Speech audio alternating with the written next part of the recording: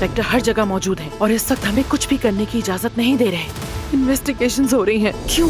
Employees में से किसी एक ने किडनी ऑपरेशन के लिए आने वाले पेशेंट का अपॉइंटमेंट चेंज कर दिया और उस पेशेंट का ताल्लुक ऑर्गन माफिया से है। बराहे करम चले जाओ यहाँ से। गुर्दे की पेवंदकारी, इस काम के पीछे मैं हूँ। अगर तुमने अस्पताल मुझे नहीं बेचा तो तुम्हारी इज्जत में खाक में मिला दूंगा। क्या हो रहा है यहाँ? बारान कुछ नहीं, बस हम काम के बारे में।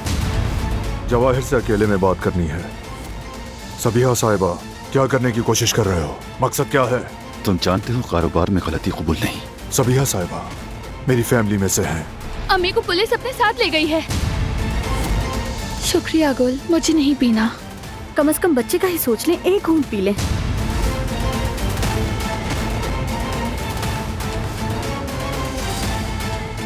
अम्मी, अम्मी।